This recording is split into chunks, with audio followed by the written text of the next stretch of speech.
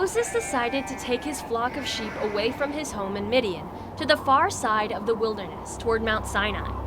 Though this trip was unfamiliar to his sheep, they trusted Moses. For more than 40 years, Moses had learned to lead and protect his sheep, making him a good shepherd. God was using Moses' time as a shepherd to prepare him for a really big task. Moses was going to lead God's people out of slavery and into freedom.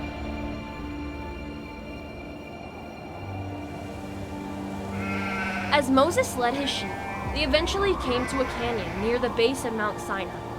It was surrounded by a range of smaller hills, so it would be safe, and it had some grass for his sheep to graze.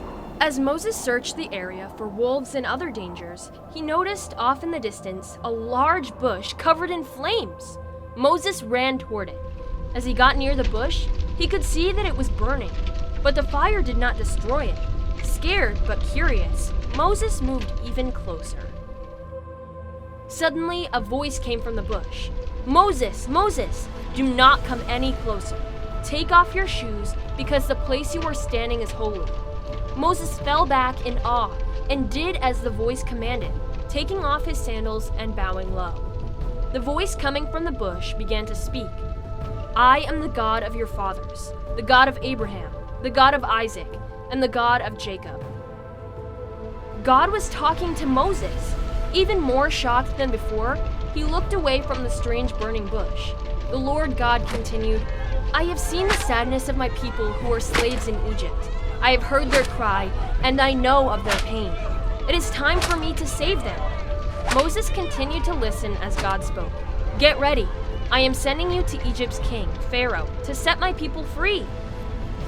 Long ago, Moses had dreamed of helping his people. But so much time had passed, and Moses was unsure. He asked, "Who am I that I should go to Pharaoh and lead your people out of Egypt?"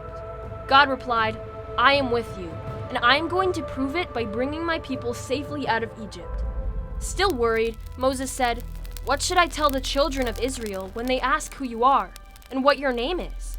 God replied, "Tell them, I am who I am sends you." And he added, "Tell them that this will be my name forever." But Moses became afraid and wondered how he could do this. The Egyptians hated him, and the Hebrews, his own people, hated him too. But God promised Moses that he would go with him. Still, Moses was afraid and asked, "But what if they don't believe me?" God answered, "Throw your staff onto the ground." Moses did as he was told, and it became a live snake. Then God ordered him to pick up the snake, and it became a staff again. God showed him another sign.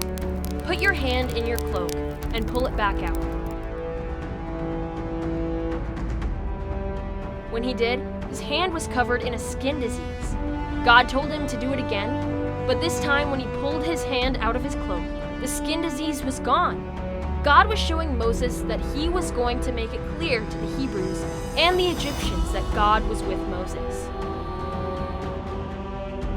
But Moses was still afraid, too scared to speak to Pharaoh. "I am not a very good speaker," he argued. By now, God was angry at his unbelief and reminded Moses that he, the God of everything, had made Moses and prepared him for what he was called to do. Even so, God told Aaron, Moses' brother, to speak for Moses and to help him in the days ahead. So, Moses returned his flock of sheep safely to their home, and with his brother Aaron, left on the great adventure. He would shepherd the people of Israel, save them from slavery in Egypt, and lead them safely to a land promised to them by God.